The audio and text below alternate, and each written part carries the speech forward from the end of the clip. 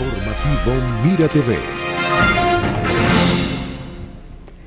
¿Sabía usted que en Venezuela alguna vez hubo un gran ferrocarril que unía las ciudades más importantes de este país y que de ese gran ferrocarril quedan apenas vestigios en algunos lugares emblemáticos de los Altos Mirandinos y otros?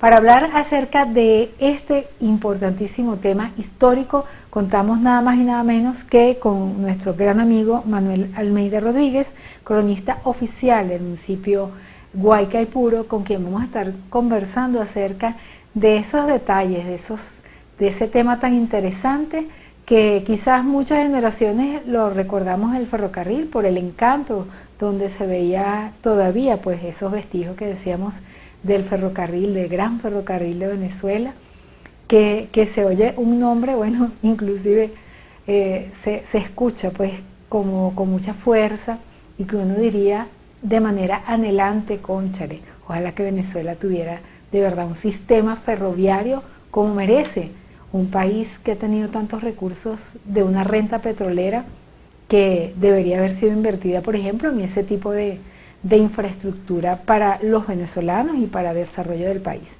Bien, profesor, muchísimas gracias por estar aquí, súper contenta como siempre, además honrada que venga para contarnos.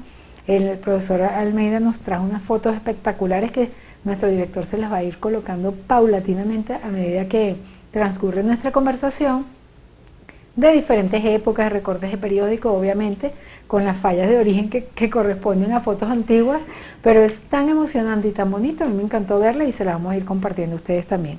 Bienvenido, profesor, muchísimas gracias. Gracias a ti y gracias a todos los usuarios y usuarios de tu programa, de gente de hoy que tan gustosamente me han recibido para conversar un poco estos temas.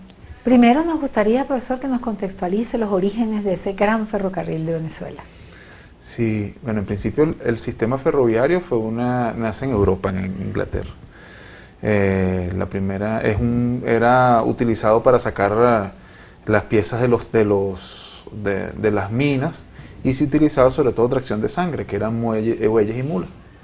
Y en un momento determinado, 1821 o 1820 por ahí, un inglés llamado Stephenson propone la primera la butcher, la bufadora, que era mezclar la máquina de vapor de Watts con un carro de tracción, que entonces facilitaba mucho el ejercicio en la mina. Se hizo muy famoso, tanto que comenzaron los países a desarrollar, porque Inglaterra tenía sus rollos con otros países del continente europeo, y este es muy importante para lo que va a pasar después con el gran ferrocarril. Pero en principio todos los países querían, y el primero que comienza es Bolívar.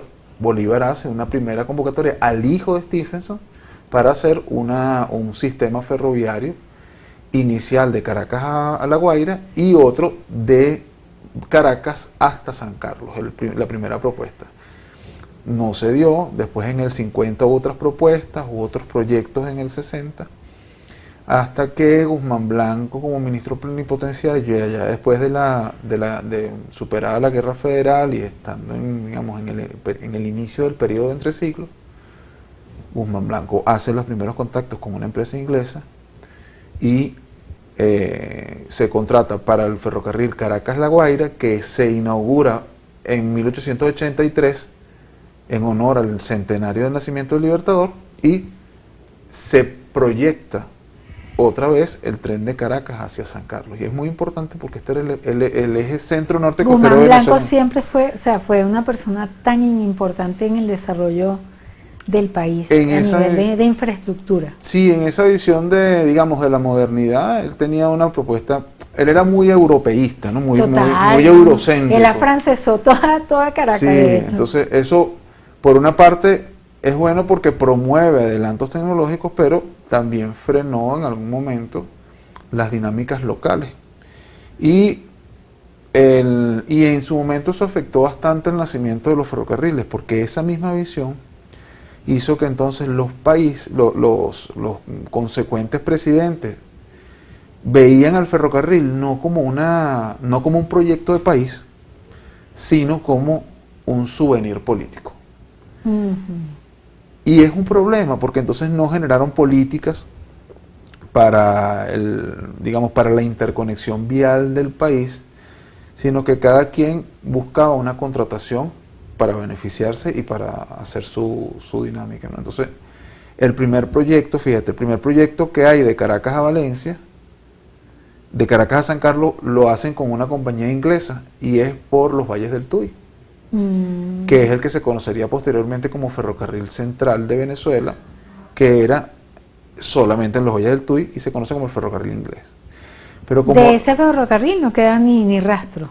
No, Sí. pero además hay una parte que nosotros no tomamos en cuenta y que siempre cuando analizamos esta historia de los ferrocarriles lo dejamos por un lado, y es la integralidad de las dinámicas económicas del imperio inglés en la relación con Venezuela.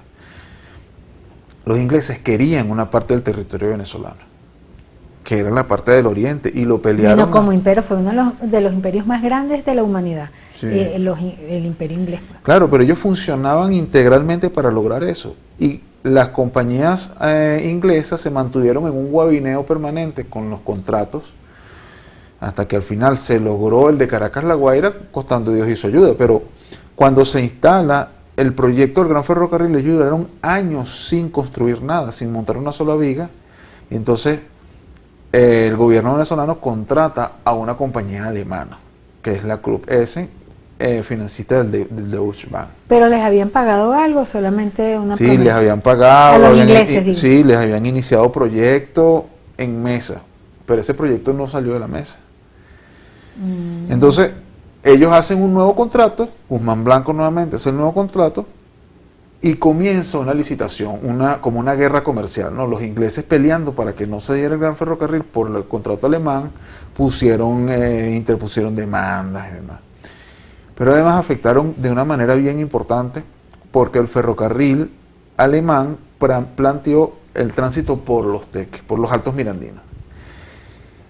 Y los ingleses comenzaron entonces a comprar masivamente terrenos que eran propicios para la construcción del tren, para frenar la construcción. En los Altos Mirandinos. Claro, Wow. en esa zona que era la que se estipulaba como vía del tren, para entorpecer la labor alemana. Entonces, por eso tú ves que hay unas partes en el Gran Ferrocarril que son más sinuosas de lo que deberían ser. O que tú dices, bueno, ¿qué sentido tiene que tú hagas esta curva aquí si tenía? Y era que habían comprado varias partes del territorio. De hecho, hay un instituto que nace posteriormente, un instituto cristiano que nace en unos territorios de unos digamos, pastores que utilizan uno de esos territorios por ahí, por esa zona. Lo cierto es que nace el tren finalmente en 1891. Y lo hacen los alemanes. Los alemanes. Logran ganar esa pelea. Sí, empieza en la púa, los alemanes finalmente terminan de construir y en 1891 inauguran el tramo Caracas-Los Teques. Y eso lo hace Raimundo Endesa Palacio, hace todo un gran espectáculo sobre el tema. Y en febrero de 1894, entonces inauguran el tramo Valencia-Los Teques, completándose el sistema integral del Gran Ferrocarril. O sea, la promesa que era un tren, pues, Que integrara unificara, las ciudades más importantes. claro, unificaba las dos principales ciudades, pero además se debía articular con las dos rutas ferroviarias hacia la costa, de Valencia a Puerto Cabello y de Caracas a La Guaira. Entonces eso te permitía conectar. Esas máquinas todavía están, esas máquinas que estamos viendo en pantalla, algunas de esas máquinas están en el Encanto. ¿Sobrevive alguna de esas máquinas? La máquina, sobrevive la Halcón y algunos vagones. Esos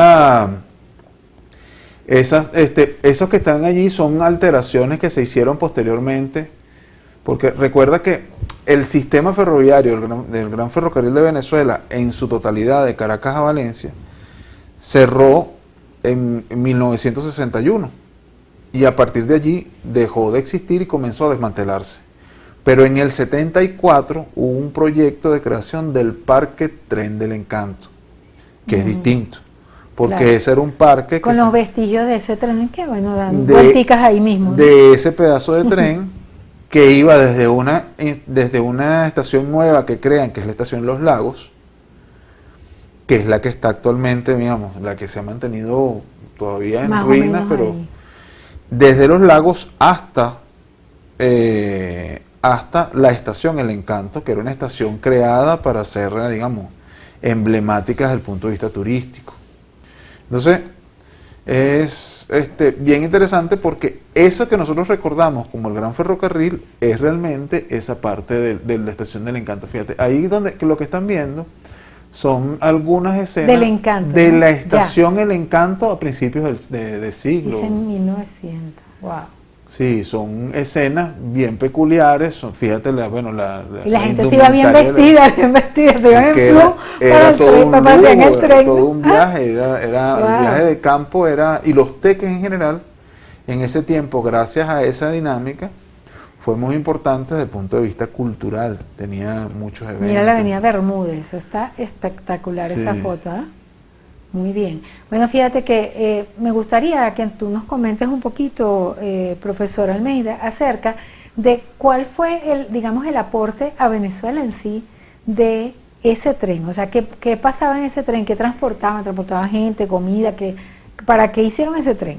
Ese gran ferrocarril de Venezuela. ¿Para qué sirvió, en todo caso, pues mientras funcionó? Mira, el tren debía ser el gran motor comercial, como todos los ferrocarriles en el mundo.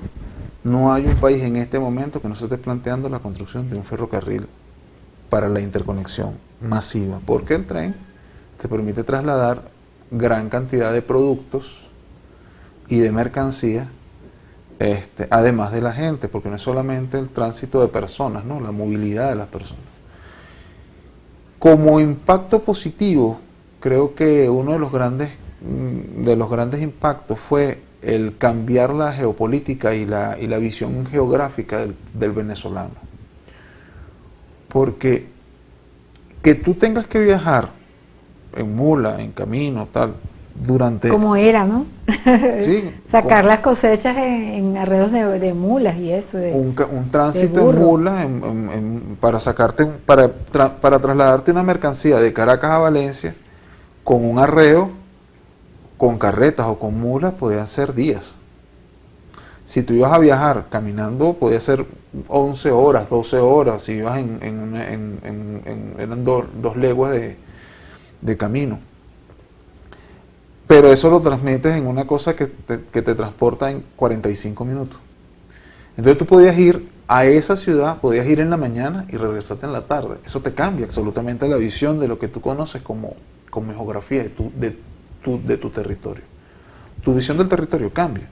Ahora, en ese momento, o sea, digamos, cuando la gente de Los Teques podía ir para Caracas en el ferrocarril. Claro, de Caracas a Los Teques, de Caracas a Valencia, de Valencia a Caracas, en muy poco tiempo. Pero además... ¿Y la gente humilde tenía para pagar ese pasaje o cómo era la situación? ¿Qué sabes de eso? No era un pasaje, en principio no era un pasaje barato en las primeras de cambio, los primeros años. Pero ¿qué pasa? Te había comentado de esta situación de que los políticos lo veían como un souvenir. ¿Qué pasa con eso? Que cuando comienza a salir el sistema ferroviario, no hubo políticas concretas para que tú puedas... Para el mantenimiento y crecimiento de eso. Claro, imagínate lo que significa que tú tengas un tren una mercancía que viene de Caracas hasta La Guaira, con un sistema inglés que te cobra un X cantidad de dinero. Como el sistema es inglés, ¿qué te genera el problema? Las locomotoras son distintas, son más anchas las vías, son más angostas, o sea, tienen diferencias técnicas. No hubo coherencia en la construcción. Y eso debía hacerlo el gobierno venezolano. Claro, no una decisión. Porque o sea, fue caprichoso y sin planificar. Dejaron que los ingleses y los alemanes hicieran lo que mejor les parecía. En su pequeña guerrilla aquí en el territorio venezolano. Entonces, una persona traía una mercancía de La Guaira, pagaba el flete hasta Caño Amarillo, y en Caño Amarillo tenía que descargarlas, pasarlas a otro sistema y pagar otro flete hasta Valencia, y de Valencia pagarla. ¿Me explico? Es decir, no fue viable económicamente por la falta de coherencia en el plan. En ese momento. En ese proyecto no fue unificado para que sirviera de verdad Entonces, para el país, sino... Entonces la distribución hacia el interior era más fácil hacerla vía cabotaje, es decir, vía marítima. En la próxima parte, profesor, vamos a seguir conversando acerca de lo que fue el impacto de este gran ferrocarril de Venezuela. Bueno, interesantísimo ese planteamiento que nos está haciendo con relación a cómo se manejó esta infraestructura. Uno se sorprende y dice, no puede ser que un proyecto así tan magnífico, con tanto potencial, se haya perdido, se haya quedado en el olvido. En la próxima parte seguimos con más de este interesante tema. Informativo Mira TV. Continúa con nosotros el cronista oficial del municipio de Huaycaipuro, el profesor Manuel Almeida Rodríguez. Él nos está hablando acerca de la historia del Gran Ferrocarril de Venezuela y por tanto de la historia de los ferrocarriles desde su génesis a nivel mundial, los países y las potencias que tuvieron la opción de hacer esa fabricación y todo lo que significó los intríngulis de las competencias económicas y la mala visión, digámoslo así, o no visión de un proyecto realmente de país con relación a un sistema ferroviario, que Venezuela ha tenido su malita suerte con respecto a la posibilidad de tener un sistema ferroviario que sería de gran importancia para el desarrollo del país. Sabemos que el transporte público es uno de los factores que encarece muchísimo los productos agrícolas, etcétera, industriales. Imagínense si tuviéramos nosotros ese sistema, en vez de perderse en aquella época, se hubiese fortalecido, crecido y evolucionado. Sí, y de hecho se mantuvo a duras penas, ¿no? Pero se mantuvo. Ahora el tren trajo otras ventajas, ¿no? Además, en esas circunstancias tuvo que sortear esas políticas, las confrontaciones comerciales y los vaivenes de los precios del café. Pero hay un detalle bien interesante, ¿no? Que es lo que significó culturalmente para la ciudad de Los Teques. Uno es el impacto que tiene en el posicionamiento geopolítico. Cuando los andinos llegan al poder, llega Cipriano Castro a Valencia, herido de un pie porque estaba herido y se viene en tren. Y cuando viene en tren se enamora perdidamente de Los Teques. Tanto que compra su casa, se instala aquí y desde aquí comienzan acciones importantes del gobierno nacional. Por ejemplo, su casa queda al frente del Parque Los Coquitos. Una casa que está ahí todavía a duras penas, manteniendo cierta parte de su antigua estructura. Pero el principal promotor del bloqueo a las costas venezolanas fue el Gran Ferrocarril de Venezuela, que tenía su sede administrativa en el Parque El Encanto. Entonces, ellos empiezan a quejarse ante el Estado venezolano de que el gobierno le debía tenía una deuda enorme por tránsito de tropas y demás, pero le estaba cobrando todo el tránsito de las diversas revoluciones que se habían gestado. Es decir, la gente del ferrocarril. El ferrocarril, ese es la administración. Parque Gustav Knopp, que hoy lo conocemos como tiene un busto en el Parque de los Coquitos. Sí. Él era el presidente del banco. Era el presidente del ferrocarril. Del ferrocarril, perdón. Él era el presidente del Gran Ferrocarril. Y entonces él inicia una campaña en Alemania. En Alemania comienza el bloqueo de las costas venezolanas, en el que se suma el cable francés, se suma Francia apoyando el cable francés, se suman los ingleses, y todo porque Cipriano Castro había comenzado unas políticas de nacionalización de productos y de insumos. Entonces comienza el bloqueo. Y Cipriano Castro se viene a Los Teques porque tiene su casa de campo en Los Teques, su casa, digamos, de verano. Porque se enamoró del clima ideal. Estaba enamorado perdidamente de Los Teques, y desde aquí comienzan las acciones de confrontación. Parte de lo que se genera durante todo el bloqueo se genera desde aquí de la ciudad.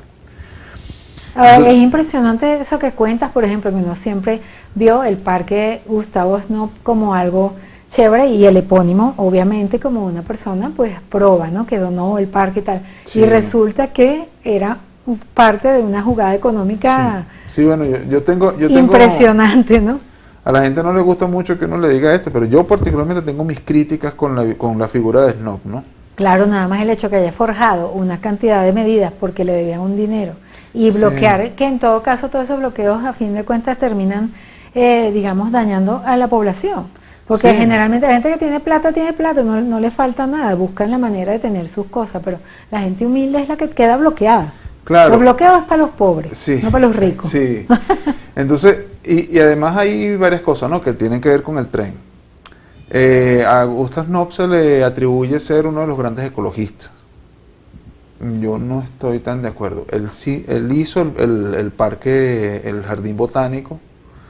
O sea, impulsó eso para tener un sitio bonito para su sí, tren. Pues. y para Obvio. el disfrute. Y tiene un buen sentido en base a los criterios de la botánica y de la herbolaria europea. Y se trae una gran cantidad de especies. Es una experiencia loable el Parque de los Coquitos, eso es innegable. Pero luego se le atribuye el sembrar 142.000 árboles, ¿no? Y tú dices, bueno, wow, es un aporte que venía a responder todo lo que había tumbado el Gran Ferrocarril. Pero cuando te das cuenta, resulta que es que no eran 142.000 árboles, eran 142.000 pinos y eucaliptos. Y si tú siembras 10.000 pinos y eucaliptos en un espacio determinado, afectas todo el ecosistema, porque el eucalipto es una pieza, es oleaginoso, no te permite el crecimiento de ninguna otra especie, igual que el pino, no te permiten los mismos tipos de animales. Imagínate si siembras 142.000. Entonces, es cuestión de verlo, digamos, críticamente hoy. Ahora bien, otro impacto positivo que tiene el tren es, por ejemplo, que nosotros debemos nuestra identidad culinaria hoy con los tequeños gracias al ferrocarril. Porque las hermanas se iban en tren para llevar los tequeños para Caracas. La gente en Llegaron general. los tequeños. La gente se iba masivamente a las estaciones del tren y en las estaciones los esperaban diciendo, mira, llegaron los tequeños, ¿dónde están los tequeños? Que era la gente de los teques, porque venían de la estación Los Teques. O sea, había toda una... Que de alguna manera eso quedó sembrado en la cultura, impactó, ¿no?, profundamente la historia de los teques. Y luego, por último, está la relación geopolítica, ¿no? O sea, al unirte los teques con Caracas de una manera tan expedita, convierte a los teques en digamos, como en el epicentro político más importante de su momento. Los Gómez lo intentaron convertir como una especie de ¿cómo se llama eso? De corte, ¿no? ¿Sabes? Como las cortes imperiales, ¿no? Los sitios donde se gestan las intrigas y demás, y en un momento los teques se convirtió en eso. Pero eso permitió que en 1927 los teques se convirtieran en la capital. Y es innegable porque el impacto geopolítico que tenía la ciudad... Definitivamente el ferrocarril trajo pues todo lo que significa la idiosincrasia tequeña hoy en día, pues hasta la cultura culinaria que nos dio, hace poco, yo creo que vamos para el segundo año, de tener un récord Guinness del tequeño más largo, y bueno, que reafirmó pues precisamente la génesis del tequeño, que mucha gente estaba abrogándose, ¿no?, en otros países con esta diáspora venezolana, digamos que la autoría del tequeño. Fíjate que me gustaría, es muy importante, ¿no?, esta parte, lo que ha significado el ferrocarril en la historia, en la cultura y en lo que somos hoy como pueblo, pero que de alguna manera se unieron un clima ideal, una vegetación espectacular y unas montañas llenas de muchísimas bondades, ¿no? Sí, tanto agrícolas y de paisajismo también inclusive. Sí, sí, absolutamente. Fue una gran conjunción de cosas, de elementos, entre los cuales el ferrocarril vino como a amalgamar todos estos elementos, y es una visión positiva, ¿no? ¿Cuál es digamos, las circunstancias que afectan a que eso haya permanecido hasta hoy? Bueno, en principio ese mal manejo, ya a principios del siglo XX, ya en 1910, la compañía le estaba pidiendo apoyos y subvenciones al Estado venezolano. Tanto así que comienzan a fallar, y en 1944 le venden al Estado venezolano lo que quedaba del Gran Ferrocarril, porque se declaran en quiebra. Fue como 30 años de más o menos, fueron devastación. como 50 años más o menos de funcionamiento. Pero en el 44, con el sistema Gran Ferrocarril de Venezuela y otros sistemas menores que estaban en Barquisimeto y esta zona, se crea el Instituto Autónomo de Ferrocarriles del Estado. Aquí, o sea, gracias a esta presencia del Gran Ferrocarril. Entonces, es importante porque este fue el impulso para crear un proyecto nacional con unas características de, digamos, de desarrollo técnico acorde a lo que necesitaba el país. Pero finalmente no logró avanzar en ese proyecto el Gran Ferrocarril como tal, sino que fue diversificándose hacia otros espacios, hacia Guayana, hacia donde estaban las minas. Y hasta ahorita nadie ha tenido como esa gran visión de país para hacer un sistema ferroviario robusto. Bueno, Chávez intentó, pero bueno, se quedó, muchos de esas construcciones se quedaron por la mitad. Y la diferencia con el proyecto, me parece a mí, ¿no?, que si bien se corresponde territorialmente, la diferencia con ese proyecto del principio del siglo XX y el proyecto de Chávez, el presidente Chávez, es que ciertamente había un proyecto de crecimiento nacional, ¿no?, de interconexión nacional con una visión, digamos, de la economía integral, cosa que en ese momento no estaba. De esa, digamos, idea final para el Gran Ferrocarril de Venezuela, que fue el Parque El Encanto, como tenerlo como algo, digamos, turístico, ¿no? ¿Queda algo actualmente? Bueno, como tal no queda, o sea, en funcionamiento no está. Se ha intentado varias veces, muchísimas veces. Mira, en el 75 comienza a gestarse el parque en el marco del bicentenario de los Teques como parroquia eclesiástica. En el marco de ese proyecto, de ese más gran proyecto de celebración, comienza a fabricarse este Parque El Encanto. Se construye la estación Los Lagos, que estaba en la urbanización Los Lagos, pero se le instalan unas canchas deportivas, unos parques, y la estación que iba hacia la antigua estación El Encanto. Esta estación Los Lagos iba a ser para que se había un trencito para que la gente paseara ahí un tren muy conocido. Se remodelan los vagones de madera. Los vagones originales, los originales de madera tenían un escudo de madera, ¿no?, un escudito hecho de madera del Gran Ferrocarril. Cuando se hace la reconstrucción en el 77 desaparecen, y a finales ya del siglo de los 50 se adquieren unos vagones y unas locomotoras diésel y unos vagones de metal que quedaron en desuso luego de que cae el Gran Ferrocarril. De hecho, hay una que todavía está estacionada allí en la estación Los Lagos.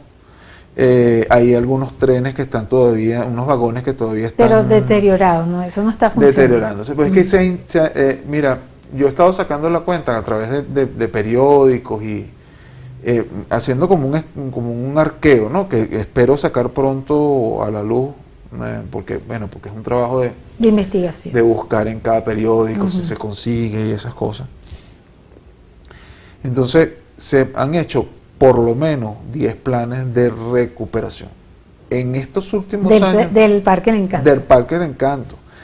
Mira, en el 77, en el 80 comienza un plan porque había recaído, en los 90 se hacen 2 planes, en los 2000 se hacen 2 planes más, menores o mayores. Hay un gran plan de recuperación que comienza Corpo Miranda, con Elías Agua, que comienza un plan integral de desarrollo y lo ponen en funcionamiento.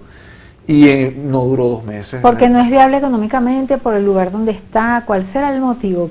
Hay varias razones, ¿no? En principio, hubo gran parte de las piezas que se robaron. En un momento determinado, después que estaba todo en funcionamiento, de repente, porque imagínate la cantidad de terreno que tienes que tener un ejército de personas vigilando, ¿no? Y un sistema, digamos, que te permita... sistema de vigilancia, tal vez ahorita puedes hacerlo con cámaras y demás. Eso por una parte. Luego está que cuánto podías tú cobrar para que ese sistema funcionara con todas las características, siendo un sistema solamente de transporte de pasajeros. O sea, un paseíto, pues. sí, era bastante costoso en su momento, pero después tienes que bajarle los precios, como la gente no va, y como le tienes que bajar los precios, no dan para los No es costos sostenible operativos, económicamente. tienes que pedir subvenciones, las subvenciones dependen de que haya recursos en el Estado como para asumir un proyecto de esta envergadura. Entonces, son varias cosas que tienen que tomarse en cuenta con el propósito de rescatarlo. Si se puede rescatar, mire, yo creo que sí. O sea, Claro, con plata todo se puede. con Con disposición, recursos, con disposición. recursos Y- de todo tipo, pues. Sí, claro, recurso humano, Ujú. Personal, hay mucho que hacer en las vías se han deteriorado mucho esas vías requieren de un mantenimiento permanente, los durmientes tienen que cambiarse con frecuencia porque pierden sus características. Pues. Profesor, definitivamente el Gran Ferrocarril de Venezuela marcó una época y dejó su huella histórica y cultural en la población de los Altos Mirandinos. De verdad que Sí. súper contenta de esta conversación y bueno, ojalá que podamos hablar de otros temas que sabemos que son de gran interés y darle ese valor a toda esa investigación que usted ha venido realizando como cronista y me parece espectacular. Muchísimas gracias, profesor. Su mensaje ya final. No, gracias a ustedes. Bueno, gracias a ustedes. En estos días ha habido un gran impulso de personas que por su cuenta han estado tratando de recuperar el tren. Es algo que celebro, que aplaudo profundamente, porque la recuperación del patrimonio no es solamente pensar en las cosas que estuvieron, sino en tratar de darle vigencia a ese pasado en la construcción de lo que somos como presente. Y a partir de allí, bueno, la oficina del cronista está siempre apoyando todas esas experiencias, siempre a la orden, y agradeciendo siempre el debate, la discusión, la crítica, el análisis de nuestro pasado. Agradecida a ti por esta invitación, esperando que se repita, y agradecido con todos ustedes por escucharme y espero que nos veamos pronto. Muchísimas gracias, profesor Manuel Almeida Rodríguez, cronista oficial del municipio Guaycaipuro. Súper contentas con esta conversación. A ustedes, nuestros queridos televidentes, gracias por una vez más permitirnos entrar a sus hogares a través de las pantallas de Mira TV. A nombre de nuestro director Antonio Brantes y quien tuvo el inmenso placer de conversar con ustedes, Daisy Oropesa, nos despedimos. Hasta la próxima.